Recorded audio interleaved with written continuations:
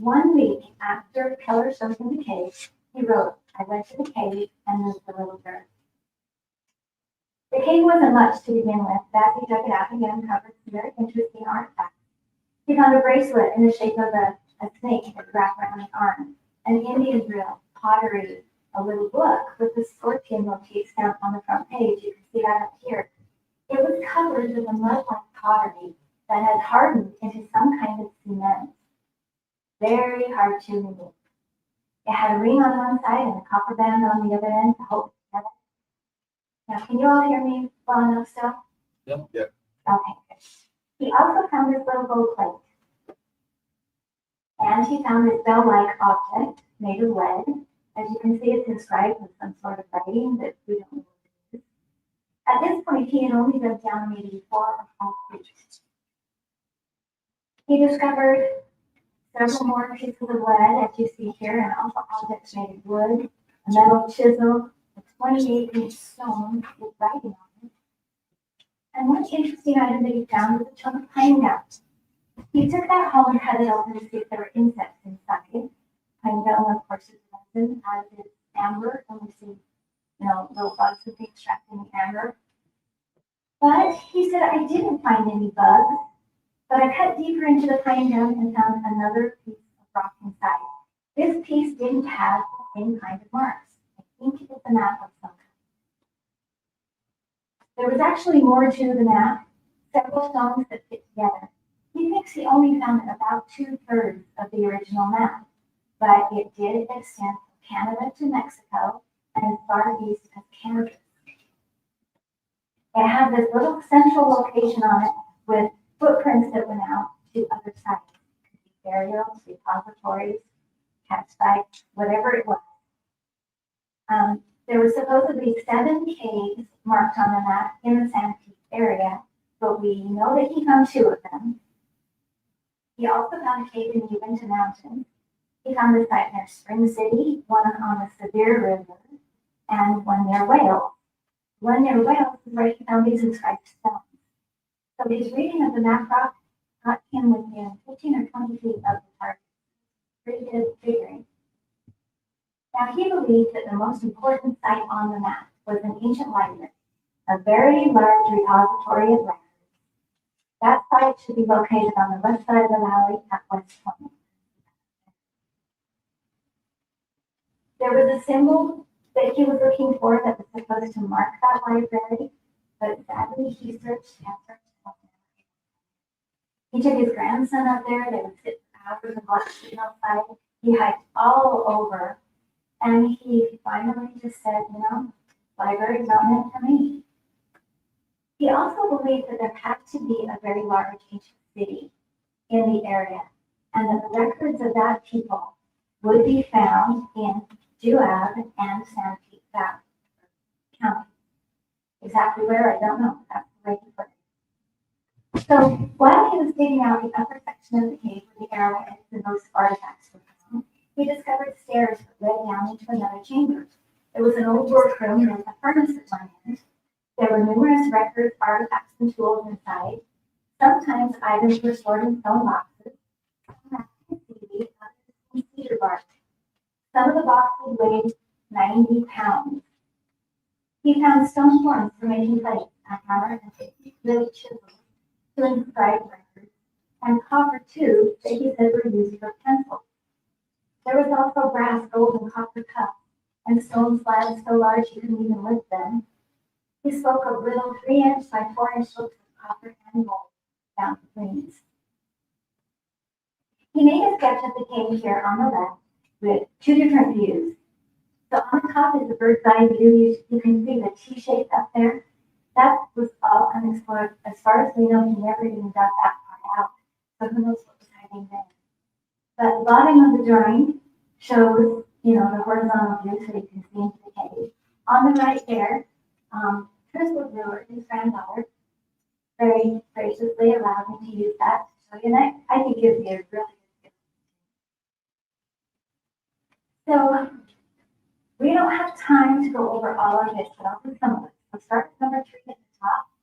This was a wall made of stone boxes wrapped in cedar bark, stacked up like a wall, and smeared over with mud, so it looked like a natural cave wall.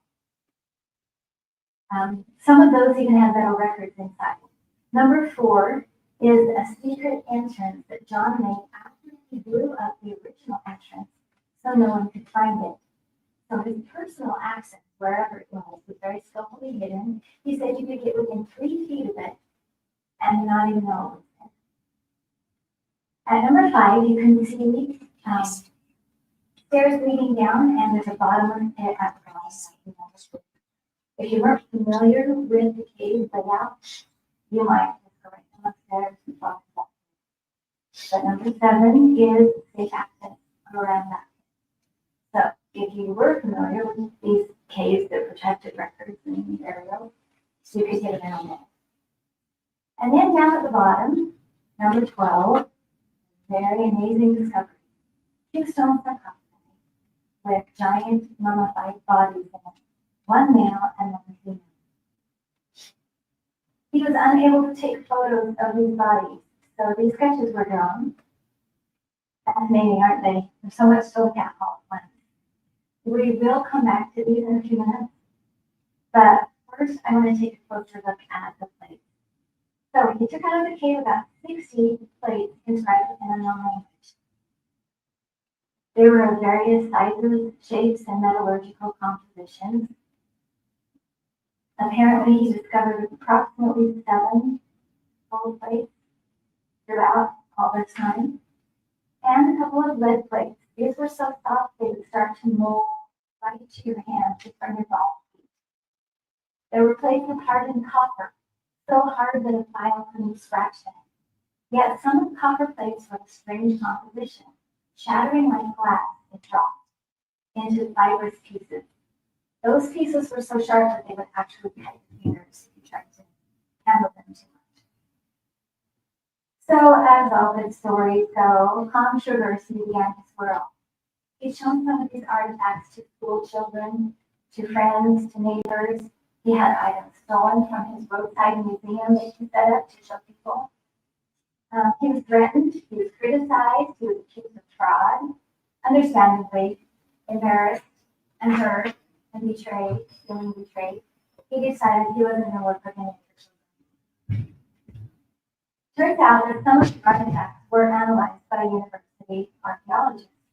They determined that the inscriptions were too sharp and clear, and therefore interpreted to be modern. Brewer actually was deceptive in a way. He admitted that he did forge some of these items. That was his way of showing people what he had without using the original. So it was also a good way to test the integrity of others. If he had a copy of a plate and let someone take it and they never brought it back, he knew they couldn't be trusted and he wasn't really out anything. So this one here was purported to be a gold plate. I don't know who said it was, whether it's him or not. But it was purported to be a gold plate, but it turned out to be just copper, brass actually, like a cartridge bullet. Oh, I didn't tell you, this next one, I don't know if it is a fake or not. I'll let you decide, okay? But, that circle part will be, if you know what I mean. I don't think that was the question. So this is the general area where Bruce Cave should be hiding. Gold Eagle, George Keller, and John Brewer were not the only ones to roam those hills and explore caverns. The Cox family knew of a cave with very similar description as Brewer's Cave. And in fact, George Keller had a conversation with Maud Cox and told her, well, you know for sure because there is a mark at Brewer's Cave. And so there is a specific mark that I can't see. Other tombs were discovered in the surrounding area. Pictured here is where the one on the top is south of Manti, and it's supposedly an empty tomb. The ones on the bottom are on the west side. These structures are also purported to be empty tombs. I actually have not been to them yet, so if anyone knows where they are, show me the spot, and I'd like to see them.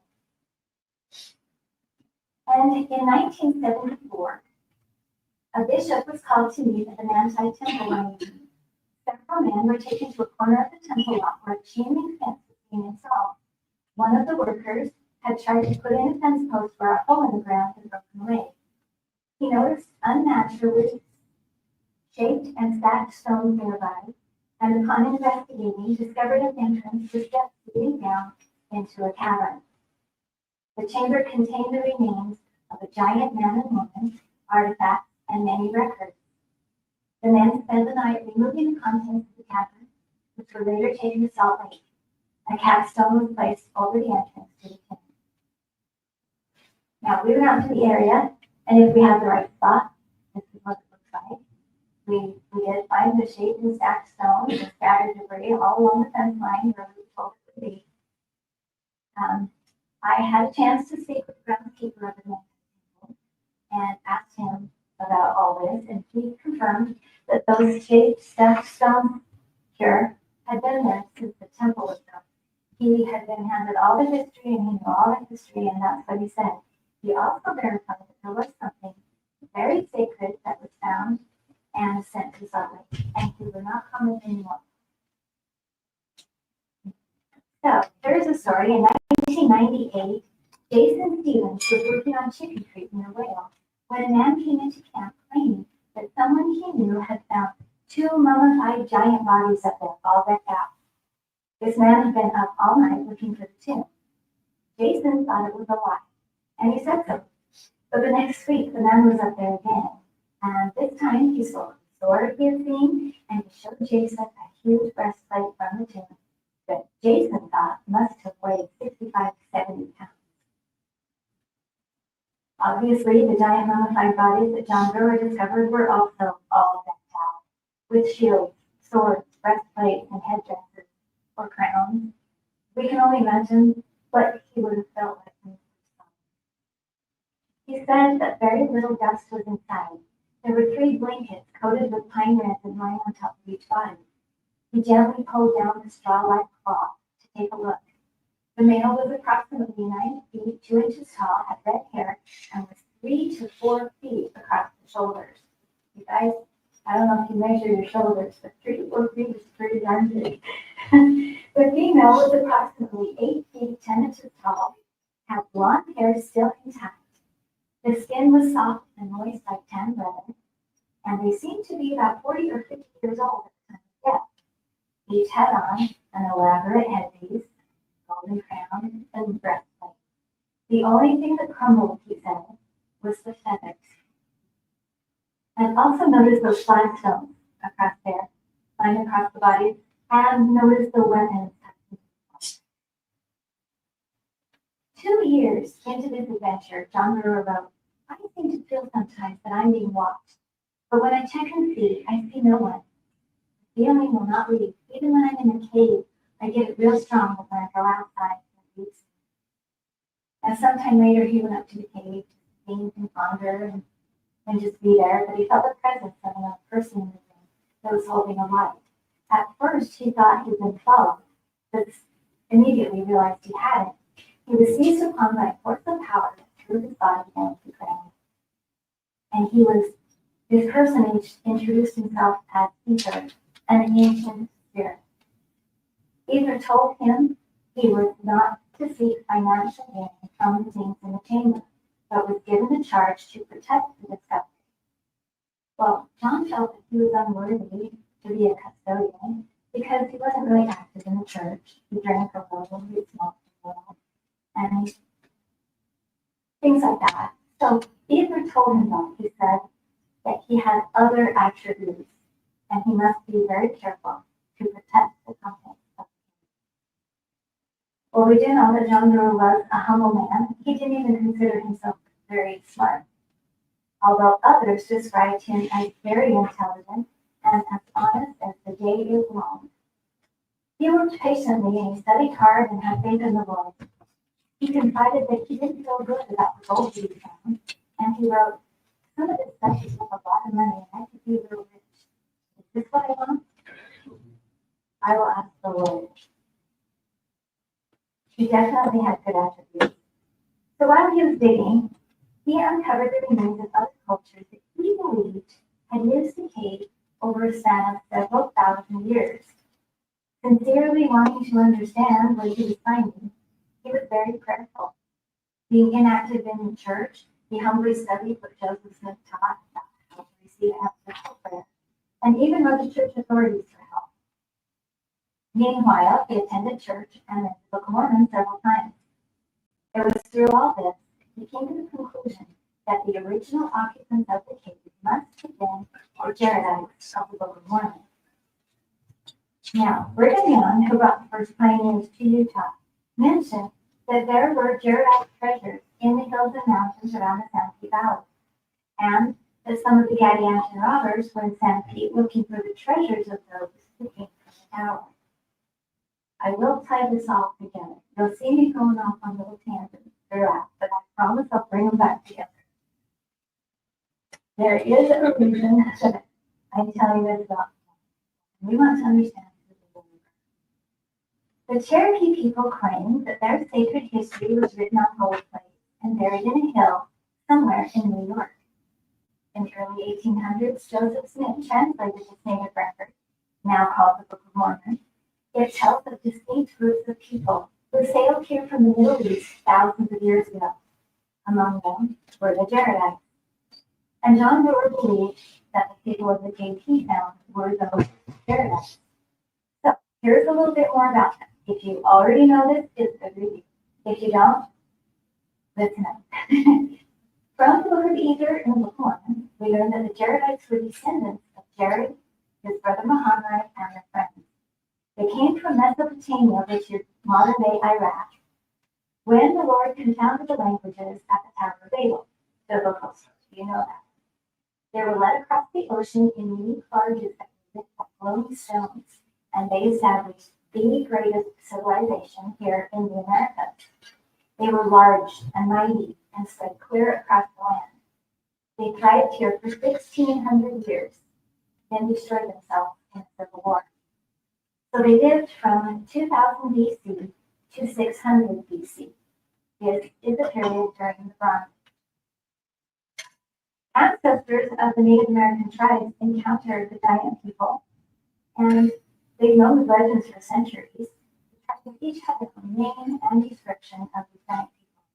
The Sitka were described as giant red-haired cannibals who plagued the ancestors of the Paiutes until the Paiutes annihilated them. You've probably heard the story of Lovelock Cave. Remains of those giants were actually found in and near Lovelock Cave in Nevada. The cave, under 4 feet of Baguano, was a pair of 16-inch sandals, along with the skeletal remains of giants and a handprint twice the size of that. The artifacts in there were dated to 2000. There's the Nahulo. They were known by the Comanches as rich and powerful race of cannibals, white giants 10 feet tall who built mound cities in Tennessee. They were wiped out by the Great Spirit for their pride and lack of mercy. There were the Starnake.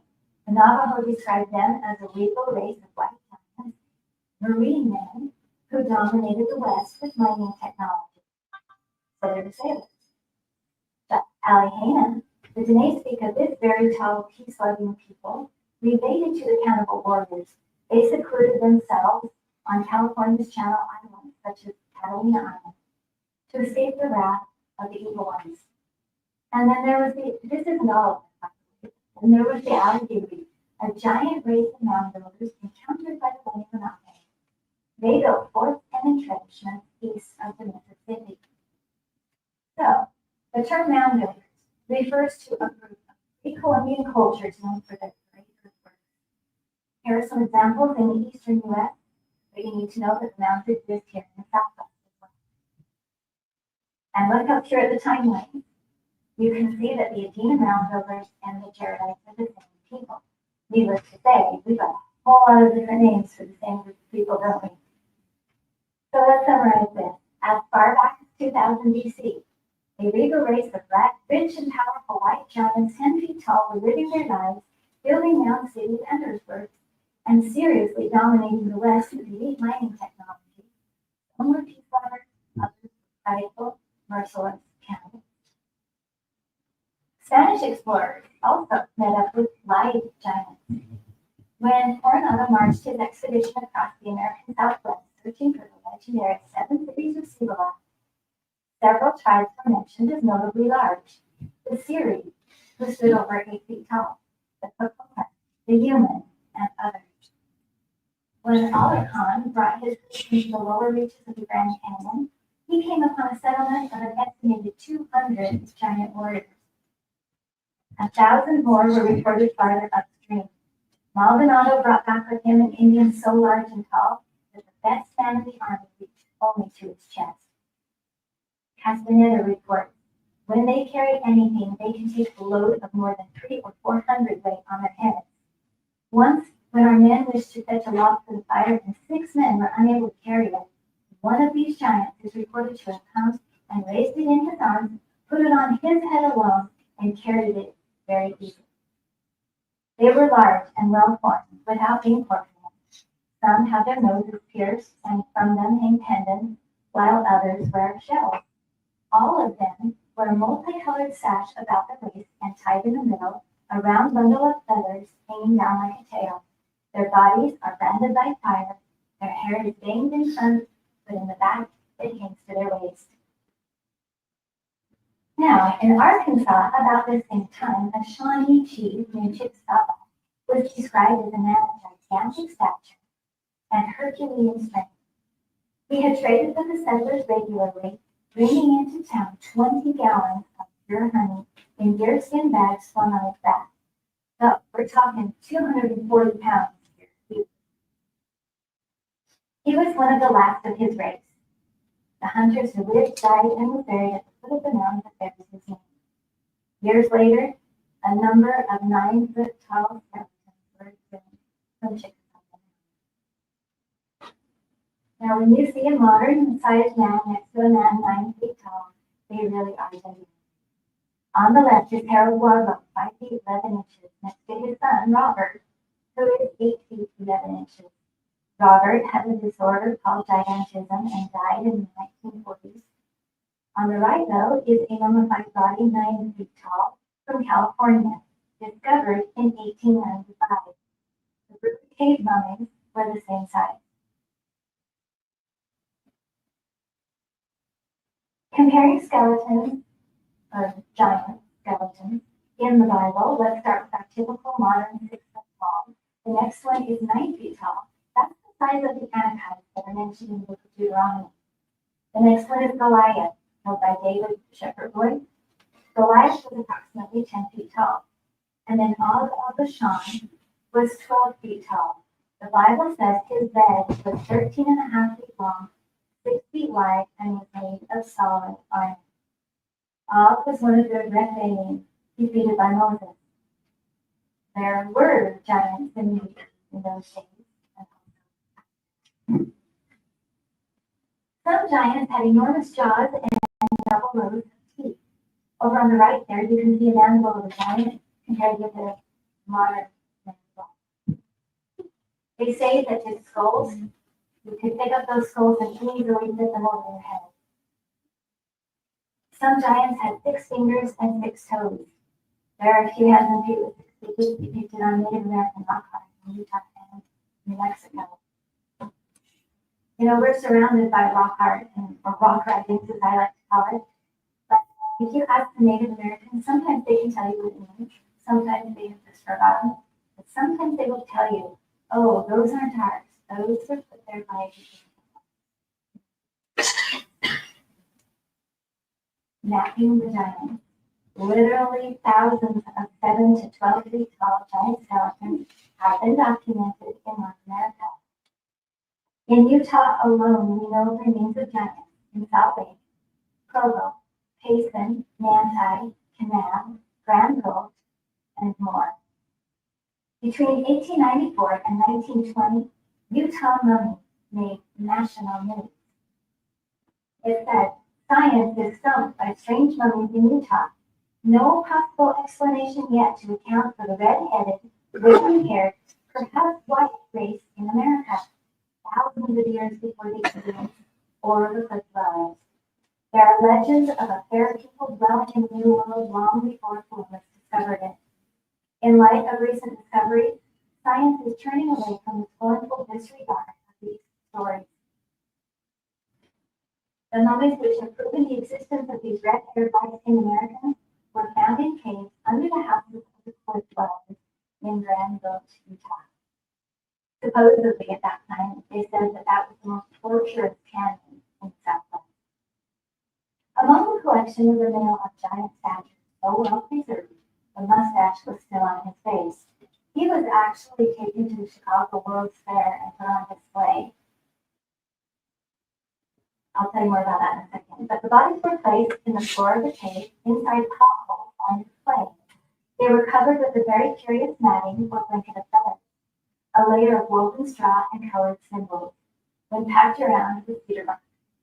Their basket type was that of the most ancient tribes of Egypt. It is the oldest type in the world. So bodies of these people went to Chicago, Pennsylvania, Denver, Harvard, Yale. Where they ended up, we're not quite sure. But I did find out that collections from Grand Gulch have almost these bodies probably not. But they are now housed in 3 places: New York, Chicago, and Salt Lake City. In the 1980s, the judge discovered giant skeletons in Johnson Canyon near Canal. You might have heard Jen Dillman talk about this yesterday. The skeletons were placed in a sitting position in sandstone holes smoothed aside with cement-like clay, then covered with thick round roots of sandstone and more cement. Even the cliff face was camouflaged with a layer of it. I have to tell you, when we went up there, I was climbing all over there and didn't even notice that it was this clay stuff until I was climbing down and noticed, wait a minute, there's something a little bit off. Otherwise, it was just like a normal sandstone. Some of the potholes were still sealed. They were marked by a slight round indentation and 8 finger marks on it. You can see that circle over there. This skeleton was the first one found here. They called him Smiley.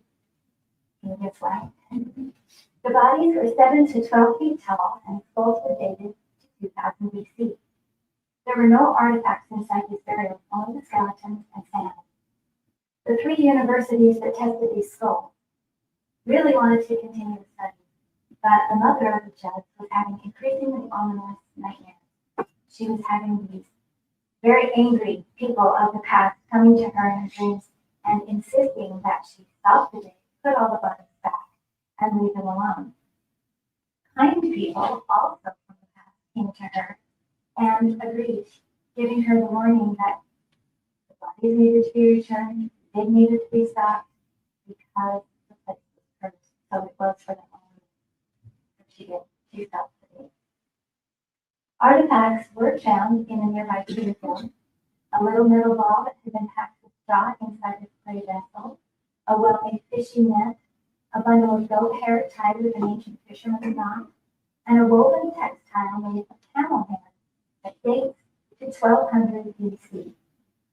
Now, just a fun fact on the side. A friend told me that camels actually originated in North America, but they were thought to have died out in the Pleistocene era until the discovery of a camel skull in the lava tubes in Fillmore. They worked on that, and they had to push the extinction date much later than they originally thought because of that skull. Still puts it in like 25,000 years ago. So it just is a little interesting that we find this. Maybe it was brought in from another place, but 1500 BC. Now, high above the canal grave at the top edge of the cliff is a huge sacrificial altar, 8 feet long. That's my friend Elizabeth up there.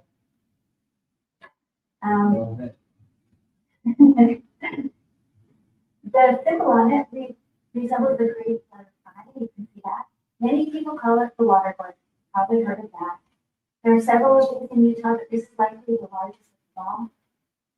They have been dated to 2000 BC. The ancients did perform animal sacrifices. Cuneiform tablet receipts for sacrificial animals from the Tower of David, where the Jaredites originated from, have been found here in America, and I'll show those to you in just a few minutes. But the symbol on this altar is about 7 feet long, deeply carved. When it rains, the water collects in it, runs down the channel, off the end of the rock, over the cliff, towards those burials below. And here's a fun one. I don't live too far from Goshen. In 1897, in Goshen Canyon, Utah, a family mining saltpeter explored a nearby cave. Inside was a chamber with a passageway, which they followed for about 40 feet. But the dust was so thick and soft that they were keeping it up with their feet and they couldn't breathe. So they went back to the chamber and discovered the chamber was about 10 by 12 feet. And it had a pot full of bones, a well-preserved arrow, and embedded right in the wall in the saltpeter was the giant arm bone, or should I say, the lower arm bone of the gigantic man, right there. Outside of this cave is a pictograph of a woman. Now, I've never seen a pictograph of a woman specifically in Goshen Canyon, but I did find those. April 15th, 2015, the Ute Tribal Council met with Wayne May to discuss an ancient tomb located deep within the Ute Reservation in the Ute Mountains. The tomb contained 2 giant skeletons, 11 feet tall, with red hair and decorated in full armor. The sarcophagus had a stone lid that would swing out with one hand, like a door. There was a polished granite stone, 8 feet square, with an inscription on it and many blackened plates of silver. This must have been one of the sites on John River's cave. The Indian that was telling this story had been in this tomb himself, and he said that they originally had caught John River coming out of that. Forcefully told him never, ever. In Payson, Utah, inside a mound, a home was discovered containing 2 large skeletons, male and female. The male had a sandstone pipe in his teeth and an iron sword at his side. In another room were skeletons and bones of all kinds of animals, including horses. Viable wheat kernels were found inside a stone box encased in cement. There was also clay molds for testing iron implements. Now there's a really interesting story about the ancient mound wheat that they found here. That'll be for another day. But I will just say it was planted, it grew, and it became very, very popular in 5 Utah counties. In 1879, back east, A.J. Cohen of the St. Louis Academy of Science wrote about this mound, the home inside, and the precious wheat. He said, "There once existed here a more enlightened race of human beings. The authors of these works were undoubtedly the mound-building people of the Mississippi Valley." In 1891, the gigantic skeleton of a man measuring 8 feet 6 inches was found near the Jordan River just outside Salt Lake City by a workman who was digging an irrigation ditch. The skeleton was standing upright. The skull measured 11 inches in diameter and 19 inches long. A copper chain, to which was attached 3 medallions covered with curious hieroglyphics, was found around the neck of the skeleton, and near it were found several copper medals. Archaeologists believe that the original owner of the skeleton belongs to the race of the mound builders. Notice on the bird cave giant, the circle on his chest. The one at the bottom is another one that was in the cave, and so are these. Sorry, some of these are kind of blurry. This one's a drawing, so that you can see a little bit more of the details. But then I found in Ancient American Magazine this photo. Look at what's lying on that chest of that skeleton. The article attached with that was the New York Times, 1916. In a mound were found the bones of 68 men. The average height was 7 feet, while many were much taller. Further evidence of their gigantic size was found in large axes, hewn from stone and buried in the grave. And I want to throw this back in Wisconsin. They found a stone axe that was 20 inches by 14 inches by 11 inches, 300 pounds. But back to this. With 68 giants in one mound, I think we can safely rule out that these giants are random victims of gigantism. Some people claim that that's all. But check out these numbers. 1872, British Columbia, 200 giant skeletons were discovered, all slain in battle. In 1897, a prehistoric battlefield was discovered in Kansas. 100,000 giant warriors killed in battle over 2,000 years ago. Professor Walters declared the battle was fought between the mound builders and the attacking Maya Toltec race, striving to wrest the Mississippi Valley from the mound builders. Burials of these giants all over the U.S. are very similar to what we see. In fact, Belt Mountains, Montana, a gold hunter while prospecting the Belt Mountains discovered a mysterious cavern. At the foot of the stairs was the skeleton of a man 9 feet 6 inches. Beside him was a copper axe and club. Underneath was a gold plate 10 inches long, 6 inches wide, covered with a strange writing. The Moundsville giants. Giant skeletons were found surrounded by ornaments of various kinds. There was a stone tablet inscribed with ancient hieroglyphs. Another was wearing pieces of mica on the shoulders, which appeared to be epaulets. Again, similarities. Gartersville, Mississippi, 1884, this discovery was of a giant wearing a copper crown. The bodies were encased in a network made of straw. The tomb was covered with large flagstones engraved with inscriptions. And this one, while searching a cave near the Great Cobra, or Copper Canyon in northern Mexico, explorer Paxton Hayes came across 34 mummified men and women. All had long hair. All rose to heights between 7 and 8 feet. In the 1920s, Professor Ralph Glidden and his team exhumed nearly 4,000 skeletons of a blonde-haired, blue-eyed race of giants. One king was 9 feet 2 inches, but the average was about 7 feet. He found that this highly intelligent, fair-skinned race thrived in the West 3,000 years ago.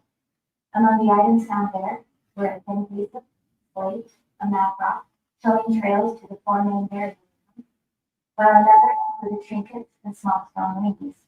Okay, so we've heard of the map rock, right? But what are the small stone rings? See where the arrow is pointing? An authentication report was found on map of the stone ring from the cave in Manti. The evidence strongly suggests a manufacturing date older than 1200 BC. It too would be over 3,000 years old. This is Ralph Glidden's Museum of Giant Remains, discovered on Catalina and the other Channel Islands. Those islands are known as the site of the earliest evidence of seafaring in America. These photos here show Ralph Glidden with a 9-foot skeleton and over 100 skulls. The archaeological method used back then is very unethical, doesn't it? Death Valley giants. Inside a complex of caves, Dr. Bruce Russell found giants 8 and 9 feet tall. Hieroglyphics, carefully chiseled and polished granite. You know, if we can only make those, we learn so much more. Extensive weapons and religious artifacts. He found well-preserved remains of dinosaurs, saber-toothed tigers, imperial elephants, and other extinct beasts. Dr. Russell was there, following up on reports that the Smithsonian had hidden evidence of giants found in the valley. So this was back in 1947. Even then, they were dealing with the Great Smithsonian Cobra. A lot of people ask why was this knowledge of giants suppressed? Why did the Smithsonian cover things up? Why isn't this in our history books? Well, it is kind of a long issue, but the quick answer is manifest. An attitude of prejudice spread among the academics of the Smithsonian. Natives were regarded as nothing more than making away from American expansion. Great effort was made to dispel the myth that a civilized race had existed here, resulting in the tragic loss of some of America's most important history. John Wesley Powell, E.G. Squire, and Lord Henry Morgan were highly influential men of the day. Each played a vital role in shaping the Smithsonian Institution. These men began what non-Mormons called the wanton destruction of the ancient history of the Mound Road civilization. Now, pictured right here is the Hanukkah earthworks. This was completely, intentionally destroyed, obliterated. They sent an Army Corps engineer out to level it. Could it be because it had the shape of a menorah and an oil lamp? John Wesley Powell went as far as to mandate limitations on how archaeological data could be used, saying, discoveries have often been wrongfully used to connect North American tribes with races of antiquity in other parts of the world, and it is illegitimate to use any pictographic matter of a date anterior to the discovery of the continent by Columbus for historic purposes. So can you see what he was doing? Mm-hmm. Completely discrediting all pictographic records on tablets, stone, skin, bark, wood, metal, etc., even earthworks. The Smithsonian Institute had intentionally suppressed information regarding both American history and the giants. Within their own records, there are no less than 17 cases of the Smithsonian themselves uncovering giant skeletons. They put it in their own annual report. They were given many more, yet all of them have disappeared. In 2014, workers buried nothing of giant skeletons, even in the records. Okay, this next part is really sad and hard to talk about, but I'll be much a little bit off the slide out of respect. In the mid-1800s, the Army Medical Museum collected native skulls from battlefields, tribal cemeteries, and ancient mounds for comparative studies in racial differences. After the study ended, over 2,000 skulls were turned over to the Smithsonian Institution. That's when Lewis Henry Morgan announced that America's early inhabitants had the skulls and brains of barbarians. A century later, attempting to right the wrong, more than 6,000 individual human remains were offered for repatriation by the Smithsonian. The reason? In 1990, NAGPRA, the Native American Graves Protection and Repatriation Act, they had to give back these type of things and let them be taken care of by the people. So I believe that's why, or part of the reason why at least, that a lot of the giant skeletons and knowledge became lost for quite some time. However, in 1848, Abraham Lincoln was en route from Boston to Chicago. He made these very interesting remarks. In the early ages of the world, while the race of giants were yet in the pride of their existence, the eyes of that species of extinct giant whose bones fill the mounds of America have gazed on Niagara as ours do now. He was referencing the mound builders to emphasize the long history of this continent and the vastness of time. Now, to lighten things just a little bit, you may not have the same funny bone as I do, but when you do a Google search on giants, okay, it is very obvious that AI is very biased against the existence of the giant. Okay? So when this quote comes up, AI likes to comment. He was not literally referring to giants, but rather using a poetic and historical reference to the concept. Right.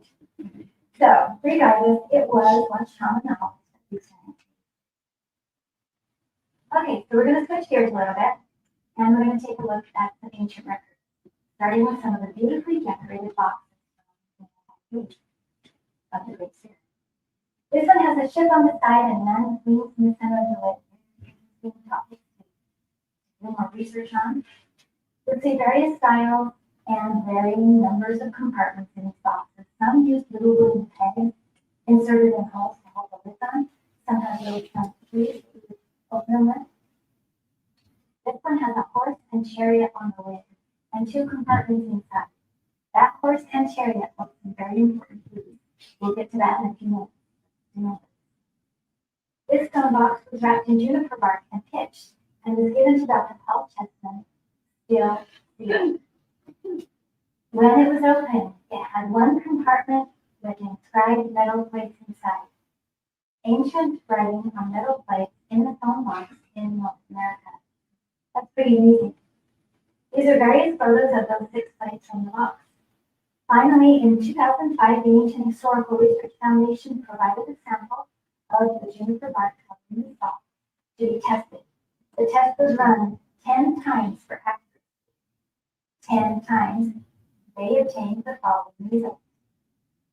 Dr. Stephen Jones, the physics professor at UIU, reports, with a radiocarbon age of 390 BC to 5 BC, the bluer bark sample is thus scientifically demonstrated to be very old.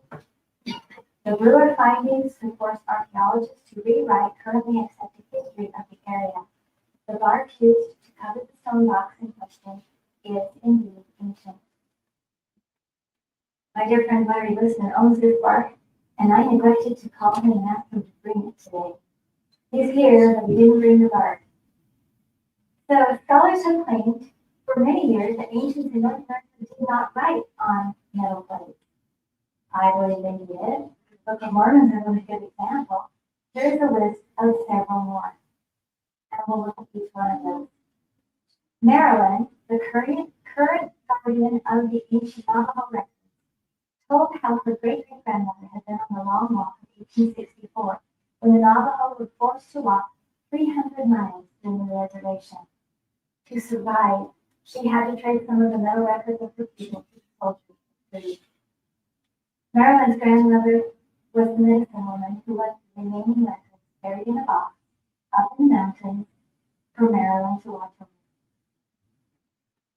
Chief Cop White and Ojibwe tell us that most Indian nations of the West have places in which they deposit their records. Ojibwe have 3 depositories near Lake Superior. The records are said to be a transcript of what the Great Spirit gave to the Indians after the flood. They are written on slate rock, copper, lead, and birch bark, then wrapped in swan or pieced down, and placed in a hollow cedar box smeared with gum. 10 guardians check on the records every 15 years. If the records have begun to decay, they are taken out and an exact facsimile is made and put in their stead. So, if records are looked at and found that the inscription looks too old, sharp, and clear, must be modern, it actually is still possible that ancient history is written. Okay? The Taliba tribe descended from the mound builders and lived in the southwestern plains. Sometime before 1483, they were reduced to a very small remnant, suffering much hardship. 25 emaciated survivors traveled east on foot to live with their cherished relatives. The journey took over a year. They brought with them thin gold plates of their written language. Sequoia, the famous Cherokee, was a descendant of the Taliba people and the last tribe of the 7 Clan Society. The original Cherokee syllabary actually came from the writing on the gold plate and was in use by the Cherokee since at least 1483. The current Cherokee syllabary wasn't created until 1827 by Elias BurnEye, not Sequoia. One of the many pieces of history that we have misunderstood. And this comes from the book by Traveler Bird, Tell Them They Lie. The ancient Taliba writing system was also known by the Teslatech Creeks of the Smoky Mountains. The modern Creek syllabary appears to be a simplified version of the older characters on this Creek document in the middle, and next to it is the Aroke plate.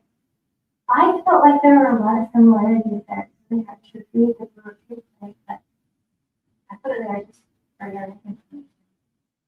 So, let's get on. No.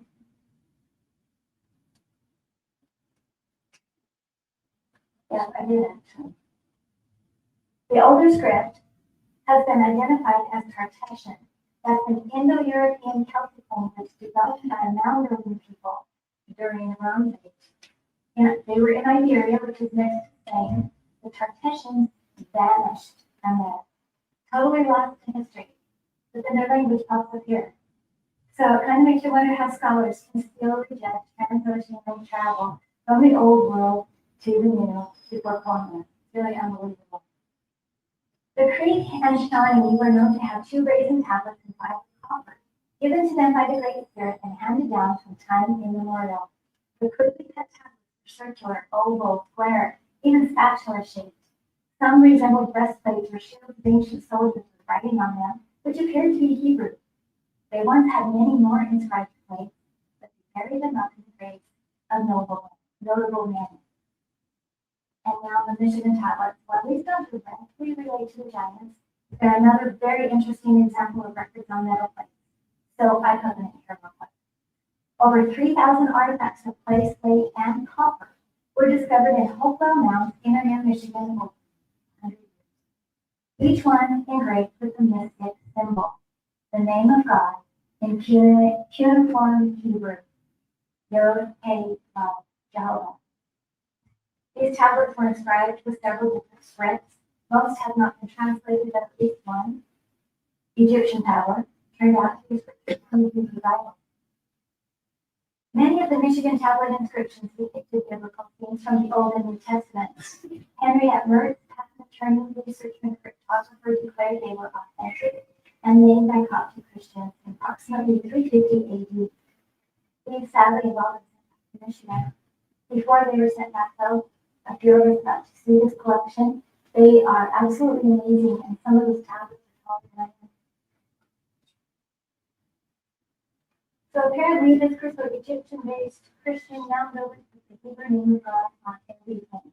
Their household items, their records, crowns, all of it. Kinderhook. In 1843, 6 brass plates were discovered in a large mound overlooking the Mississippi River near Kinderhook, Illinois. The plates were actually lying on the chest of a 9-foot skeleton, approximately 12 feet below the surface of the mound, among broken pottery, charcoal, and ashes. The little bundle of bell-shaped plates each had a hole near the small end and a ring through the middle. Joseph Smith said, I translated a portion of them and find they contain the history of the person with whom they were found. He was a descendant of Ham through the loins of Pharaoh, king of Egypt, and he received his kingdom from the ruler of heaven and earth. They contain the genealogy of one of the ancient Jaredites back to Ham, the son of Noah. The Kinderhook plates would make a book of about 1,200 pages. So we're saying that would be 100 pages of history on one side of one of those little things. That shows you the value of pictographic writing. Each character could represent a word, a concept, or an entire idea. So isn't it interesting that that is what the Smithsonian targeted? They supported that as non-history if it predates Columbus. Unbelievable. This is a map of giant burials with writing or hieroglyphics included in the burial. These were inscriptions on stone, metal, on a variety of objects. Unfortunately, nearly all of these artifacts with the writing on it have been lost, but we still have information about some of them. This one is called the Brush Creek Tablet. It was discovered in 1882 in a grave of giant men and women, buried in couples, their skeletons over 9 feet tall. The inscription is composed of 3 different forms: Demotic, hieroglyphic, and Greek, and dates to at least 525 BC. That actually was translated in a beautiful scripture. Doesn't follow our known scriptures, but then we have the chunky stone depth. Chucky's stone disc is a game piece. Chucky's played by tossing this disc out and then trying to spear it. They throw their spears at it, whoever got close. This one is from a mound in Georgia, the homeland of the Creek Indians. The writing on it compares to both the Brush Creek tablet I just showed you and items from Brewer's Cave in Nantucket. Okay. So let's compare. At the top left is the stone disc from Georgia, and below that, the Brush Creek tablet from the Giant Bear. Everything else came from the tomb in Nantucket. So it appears to be the same writing system. If you look at all those different things, they really are similar. How did we figure it out? I don't know.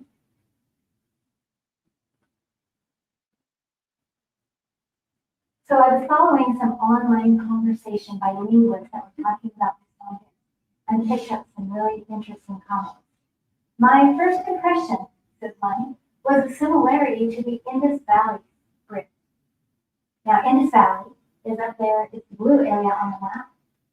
The round stone appears to contain archaic cuneiform pictograph symbols. Cuneiform is the oldest known writing system, and it originated in the green area on that map, Mesopotamia. Zooming in on the map of Mesopotamia, this is where the Hittites came from. Throughout the next two slides, we're going to see ties to several of these areas that are on the map. Okay? The Mediterranean, Assyria, Sumer, the Indus Valley. These places were all connected by trade at the time of the Hittites. So, they would have something definitely to do with those times. So pay attention, because this part's kind of a lot to grasp. So I'll tell you. According to Richard Thornton, a Creek Indian, president of the Appalachian Foundation and the leading expert on Southeastern Indians, he said, petroglyphs of Tuggeroo, Georgia, have the same writing system as that chunky stone and the Brush Creek tablet. The glyphs show images of Bronze Age Scandinavian ships. He says petroglyphs in Georgia correspond with Bronze Age Scandinavians who had a previous connection to the Indus Valley. He continues, Parowan Gap in Utah contains many petroglyphs not seen elsewhere in the Southwest, but they're very common in North Georgia. In fact, Appalachia means the same thing in Crete that Parowan does in the Yukon, offspring from the sea. He says, obviously, Utah had visitors from Georgia, but how does he know that Georgia didn't have visitors from Utah? Here we can compare ships from Utah, Georgia, and in fact, all depicting the same type of boat. It's called the Bronze Age Scandinavian Yachtsman. How's that? You won't see that in Parowan Gap if you go there now. It's in the little cave. The bars on, you can't get in. We were very fortunate to take that before they put those bars on, and looking in as well as we can, it doesn't look like a rock. You sit there with that on. So, the drawings of the people in Brewer's Cave do seem to have a Nordic quality about them. If you notice, there's a vague similarity between the male mummy in Nantucket and King Harold Bluetooth.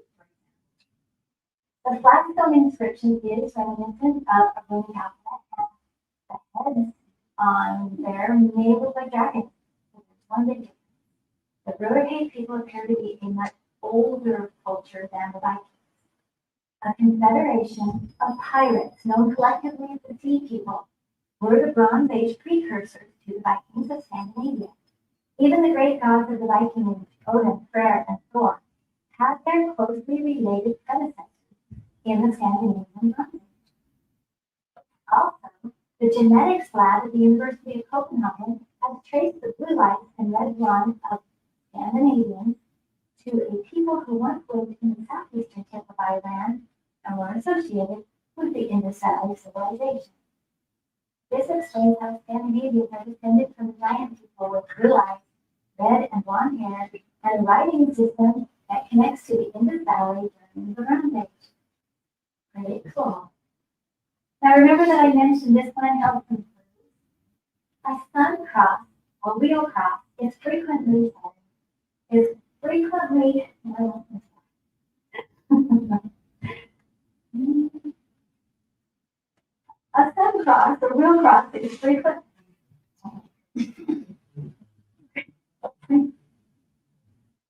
We needed a little break, didn't we? Right? Try this again. Yes, a sun cross, a real cross, is frequently found in the symbolism of prehistoric cultures, particularly during the Bronze Age period. The domesticated horse was introduced, and together with the sun and the chariot, became a central element in the religion of the Bronze Age. The sun chariot is a symbol of the sun's journey across the sky and the cyclical nature of time. Also, the myths and legends of the Norse people are filled with captivating tales of gods, giants, and fantastical creatures. These stories include the sun goddess Sol and her chariot. Here you can see the horse, chariot, and wheel cross from early days. Now, a short excerpt. Thomas Mitchell shared with me that he was convinced that the Rural Cave was real when he saw the drawing. Most people would draw a sword. If they were just doodling, they would draw a sword, much more typical looking, with some kind of crossguard.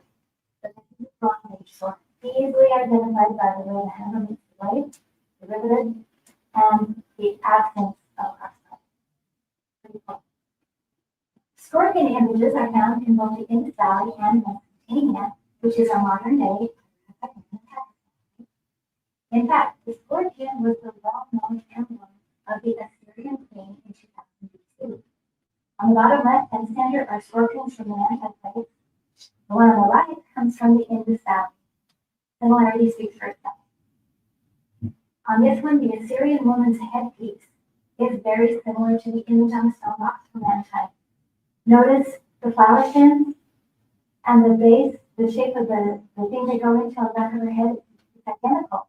But I think an archaeologist knows to put this on the site. But if you look at her and imagine her profile, it's actually just like one plate as well. Now, speaking of Assyria, I'm going to tell you another story. I don't think it doesn't match, but it does. I want to tell you a story of Chief Joseph. Chief Joseph of Bananas was a great chief. Unfortunately, like most Indian stories, his is a sad one. In 1877, the government drove Bananas from the beautiful homeland in the Walla Valley in Oregon. Chief Joseph led his people on an epic journey of 1,600 miles up the Rocky Mountains, desperately trying to get his people to Canada, where they could truly live in peace. Chased by the cavalry for over 3 months, he brilliantly outmaneuvered and evaded them despite numerous battles.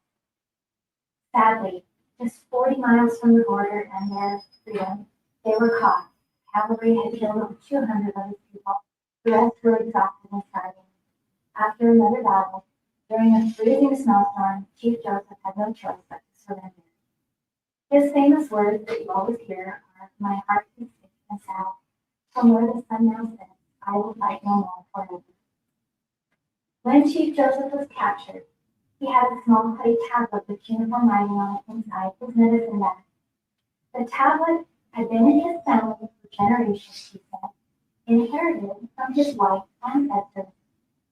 It turns out it is an Assyrian sales receipt for a sacrificial lamb dating to 2042 BC. The bag itself is decorated with the Assyrian Star of Asher. His cuneiform tablet is now on display at West Point, the United States Military Academy, in his honor. Another small tablet with cuneiform writing was discovered in Herndon, Georgia in 1963. This one was made of lead. It was a Sumerian sales receipt for sheep and goats to be used as a sacrifice to the sun god in 2040 BC. Still another Sumerian tablet was found in Quaker City, Ohio in 1978 and dates to about 2000 BC. Go figure, here we have 3 tablets in America from the exact time and place that the Jaredite originated from. I have some photos of yet one more of these that hasn't been dated or translated or verified yet. It was found in the Vatican. Scholars say we have unreserved verification by mainstream archaeologists who freely admit that all three tablets are authentic. Judging from the artifacts they left behind, the Assyrians and Sumerians made quite an extensive voyage to the Americas about 4,000 years ago, just like our giants. Okay, now we're going to look at Michigan copper. The scientific community wonders where all the copper came from that fueled the Bronze Age. You know, we're talking about the Bronze Age. Old world sites did not produce the amount of copper that was consumed at the time, so where were all the copper mines?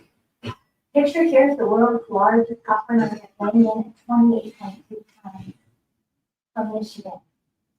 All the copper artifacts found in America could not equal even one of these large nuggets, and there are. The largest known quantities in the world of pure native copper were found on Michigan's Keweenaw Peninsula. That ancient stone map up there at the top left, it's a map of the Great Lakes copper mining district, and that was found in Burke Cave in Illinois. 500 million pounds of copper were mined from tens of thousands of pits by the ancient miners. Remember the Navajo, Caldwell, Stonehaven, the white giants endowed with mining technology. The Indian legends claim the mining was done by fair-haired Marine men. In 1982, 10 tons of copper ingots were recovered from the Luberon, a late Bronze Age shipwreck off the coast of Turkey. The copper was 99.5% pure, unalloyed copper. The ingots were all brittle Worcester copper, poured outdoors over wood fires. Only Michigan copper is of its purity and is known to have been mined in enormous quantities during the Bronze Age using this method. Two characteristics, they say, stand out. They are extremely porous and brittle. Simply dropping the ingots onto a hard surface would easily shatter them.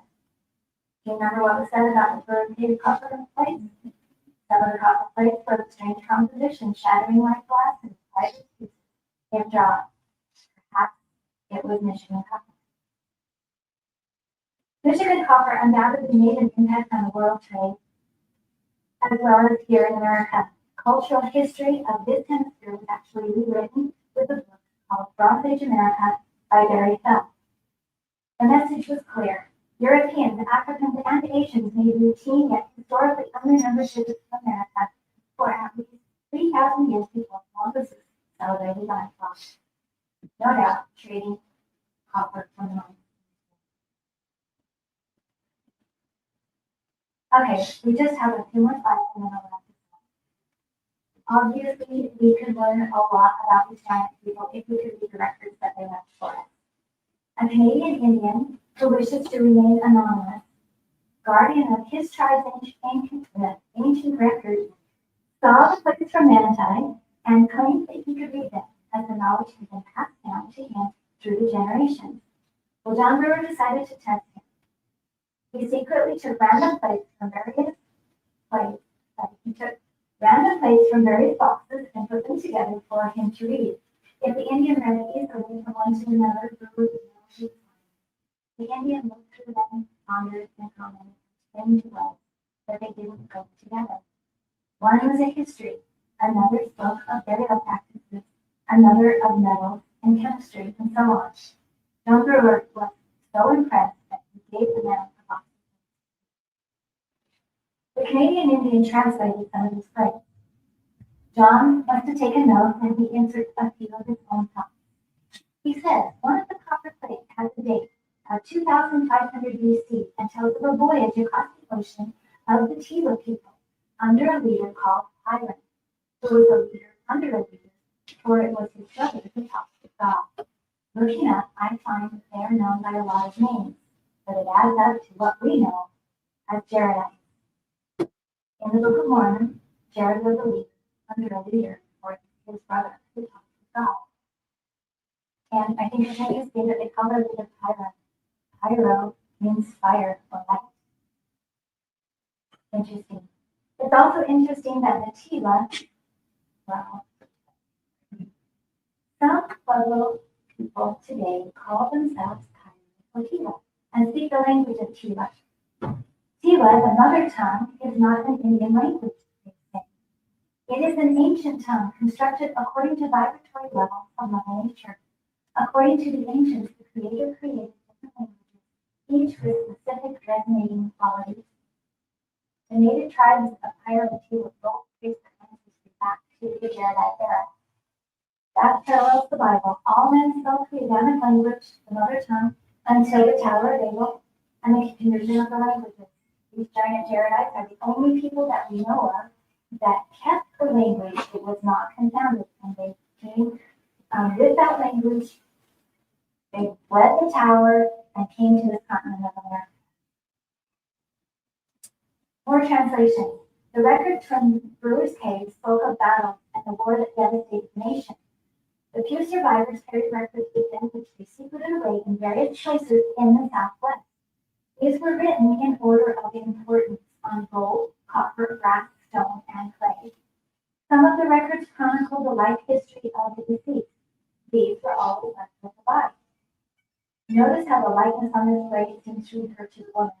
Has the same W to headband. You can see it there and hard to see. Some places told the history ranging from as far back as Adam up to the time of the man who was buried there. Notice the inscription on the flagstone, at least most of it, is also on. A messenger from the South Country has come. Enemies are looking for us. Records are to be gathered intact. We shall take them with us. Some are to be buried with our whole leader's life, for they are his life and his deeds. That could very well be why John Brewer was never able to find the library over on West Point. They were packed up. So, John Brewer's claims are certainly plausible. Giants did roam this side of America. Tombs, skeletons, artifacts, and archaeological records are found in all kinds of nations. Metal records are not unknown in North America. Native histories, eyewitnesses, and tangible plates verify their existence. Unreadable script and modern-looking inscriptions do not diminish the possibility of authentic ancient history inscribed on metal plates. Items discovered by John Brewer have been scientifically proven to be at least 2,000 to 3,000 years old. Evidence testifies of correlations between ancient people of both Islam and Mesopotamia, the homeland of the giant Jaredites. John Brewer says, I don't expect anybody to believe me, and I'm not worried because I know what I've got. So I will leave you with that, and I want to thank you so much for coming. I hope that something I've shared will encourage you and inspire you to continue on in your journey.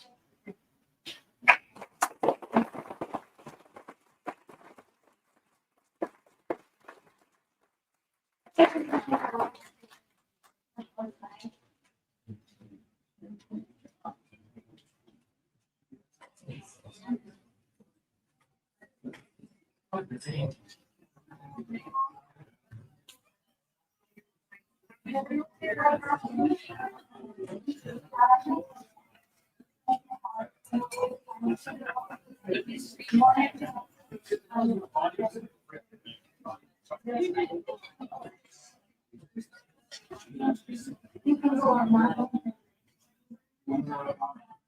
I don't have any experience with that. I don't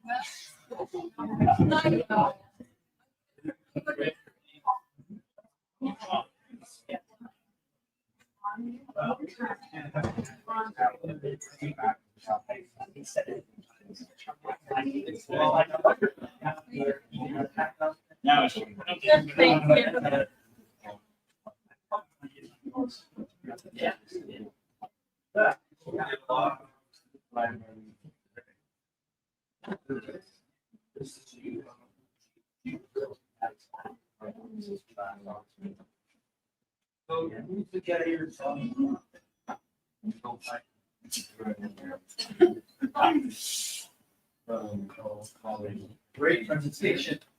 You really added a lot. Added a lot. It's like really just it's added a lot. You got a lot.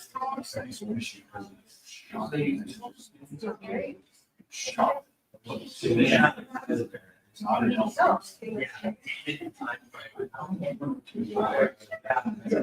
There's a lot of stuff.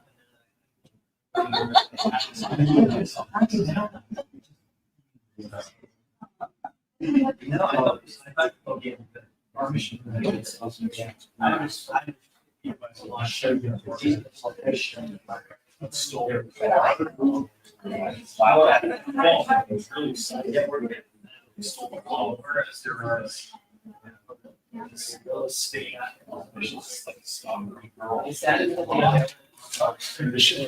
Oh, and then I didn't have to deal with her. Yeah, it's like I got rid of it.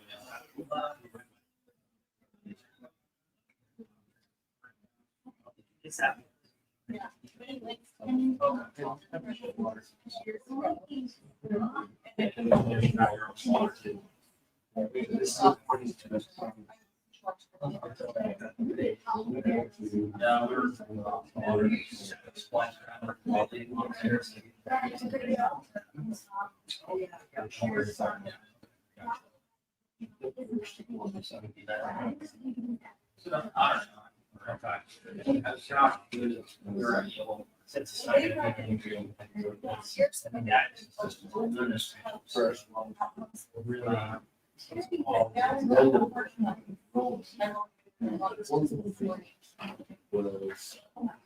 I actually, I saw those.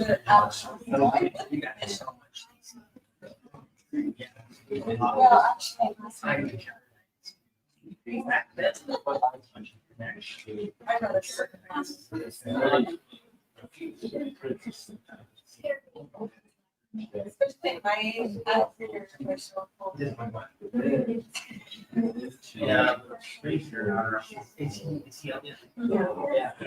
No, I think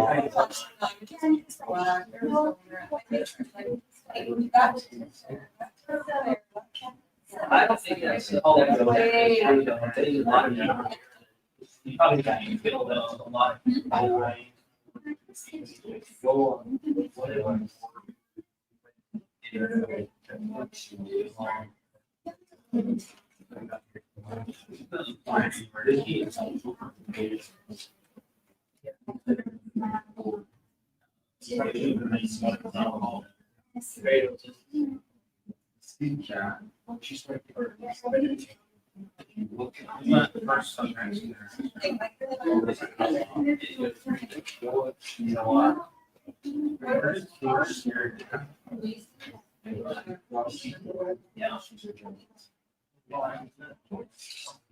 Start with we have some Mexican place right on Main Street. That's where we were going to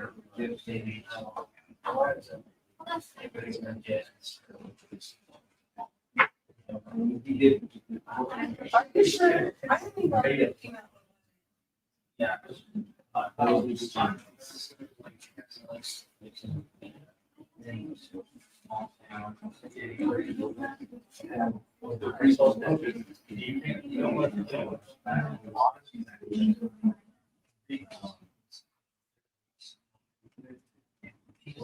You got their way.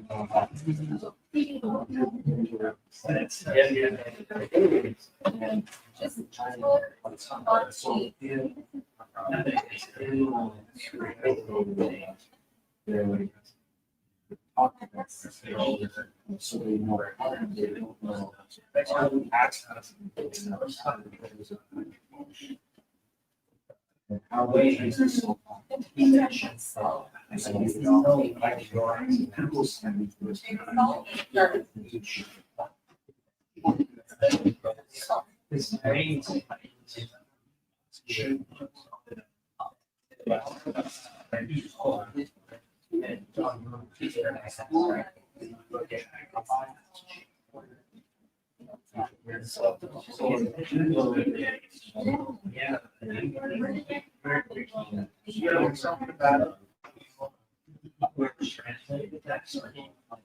I've seen all the Are you not? So it is, I've taken that for some day, no, he's dead.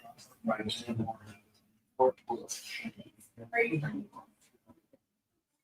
Because I was asking my date about what it was. How I was trying to find this issue. That's why I want to get her. It's fun. Yeah. I don't know the stories. There's some stories. Another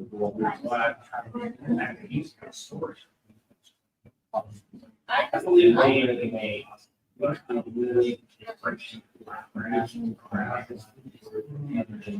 So I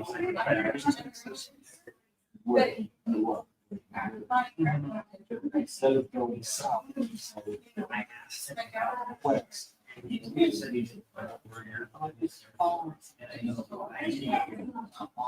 Yeah.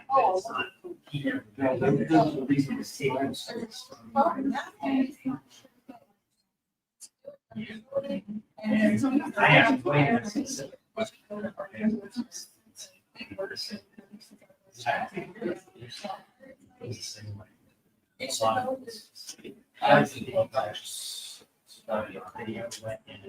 he might have talked about it. So he wasn't together. And